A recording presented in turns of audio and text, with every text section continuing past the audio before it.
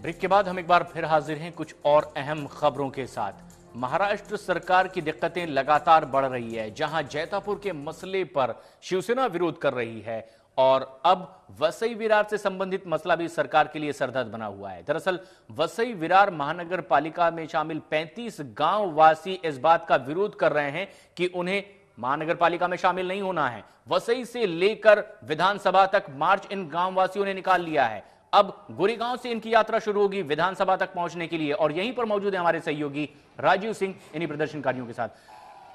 राजीव, सबसे पहले ये कि अब इनकी यात्रा आगे बढ़ने वाली है, क्या सरकार प्रतिक्रिया दे रही है और क्या कुछ इनकी तैयारी नजर आती है यात्रा में? प्रशांत, अभी तक प्रशासन की तरफ से कोई ऐसी प्रतिक्रिया नहीं आई है, ना ही मुख्यमंत्री की तरफ से ऐसी कोई प्रतिक्रिया आई है कि जो ये डेलीगेशन जा रहा है, जो ये रैली जा रही है वसई से विधान भवन तक, आखिर किस तरह का आश्वासन देना चाहेंगे या फिर जो आखिरी अध्यादेश की मांग है क्या उस मांग को मानेंगे। हम इस बारे में और भी जानकारी लेंगे खुद विवेक पंडित से, जो कि इस आंदोलन की अगुवाई करते रहे पिछले 2 साल से। विवेक जी, 2 दिन से चल रही आपकी पदयात्रा, आज तीसरा दिन है और कहां तक जाएगा और क्या आपको प्रशासन के किसी अधिकारी से या फिर खुद मुख्यमंत्री से इस बारे में पिछले 3 दिनों में कोई बातचीत हुई है? मुख्यमंत्री जी से उन्होंने पदभार स्वीकारने के बाद कम से कम 4-5 बार हमारी बातचीत हो चुकी है। मुझे नहीं लगता अब कोई नया मुद्दा हमारे लिए उनको बताने के लिए बाकी है, तो हम अब बातचीत नहीं चाहते, चर्चा भी नहीं चाहते। आप आखिरी अध्यादेश चाहते हैं कि आखिरी अध्यादेश जारी किया जाए, उसे ग्राम पंचायत ही रहने दिया जाए? हमारा कहना यह है कि ग्राम सभा ने जो निर्णय लिया था और विधानसभा में जो बताया गया 35 गांवों को निकालने का, वो इस मुख्यमंत्री ने पदभार स्वीकारने के बाद ये तय किया था, जाहिर किया था आप सबके सामने कि वो माफिया लोगों के खिलाफ है, बिल्डर लोगों के खिलाफ है। अब हमारा कहना है कि पहले के मुख्यमंत्री ये माफिया के साथ में थे, ये खुली बात है।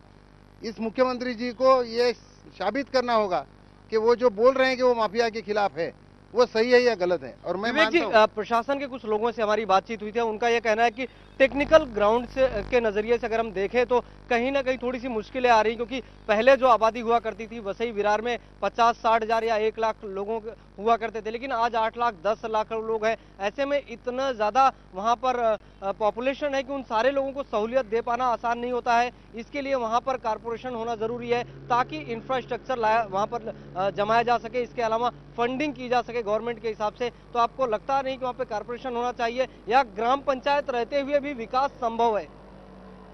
सवाल ऐसा है कि इस देश का चलाने का जिम्मा ये कोई प्रशासन तंत्र नहीं है, ये लोकतंत्र है।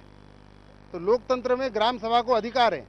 ग्राम सभा जब तय करती है कि हमारा विकास कैसे होना चाहिए, तो प्रशासन में बैठे हुए जो IAS ऑफिसर हैं उनको ये तय करने का अधिकार इस संविधान ने नहीं दिया। क्या इसके लिए पूरी एक लॉबिंग चल रही है?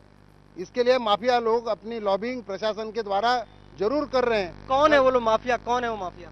कल जो विधायक थे पहले वसई विरार के, उनका लड़का अभी जो विधायक बना है, उनका एक दूसरा विधायक, उनका वहाँ का मेयर और खासदार, ये सुबह 10 बजे से लेकर रात को 10:30 बजे तक विधानसभा में, मंत्रालय में पूरी तरह से अपनी ताकत लगा रहे थे।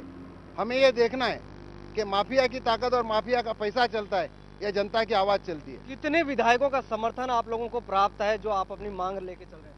मैं ये कहूँगा कि विपक्ष के सारे विधायक हमारे साथ जैसे है, उसी तरह सत्ता पक्ष में बैठे हुए जो विधायक हैं, जो बोल नहीं पाते, लेकिन बहुत सारे विधायकों ने मुझे खुद मिल के बताया कि आपकी मांग सही है और आपको विधानसभा में जो आश्वासन दिया गया है उसकी पूर्ति करना यह शासन का कर्तव्य है। आखिरी सवाल विवेक जी, की कल आपकी तबीयत खराब हो गई थी, डॉक्टरों ने आपको पैदल चलने के लिए मना किया था, फिर भी आज आप पैदल चलेंगे। साथ ही साथ ये भी जानना चाहेंगे, कुछ और लोग भी आ रहे हैं आपको ज्वाइन करने के लिए, टोटल कितना संख्या बल हो जाएगा और आप आगे क्या करेंगे, कैसे चलेंगे?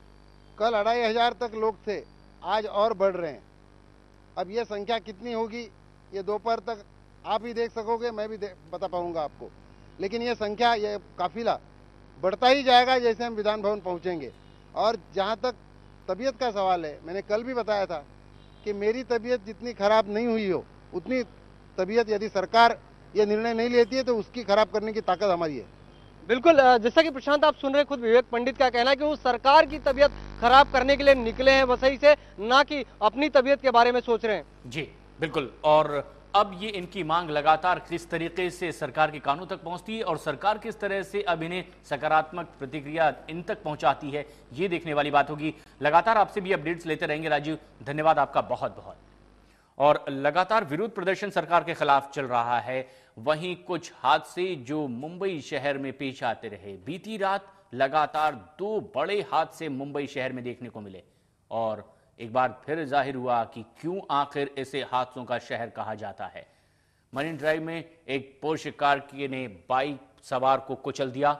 ये एक डिलीवरी बॉय बताया जा रहा है और इसे ठोकर मारी।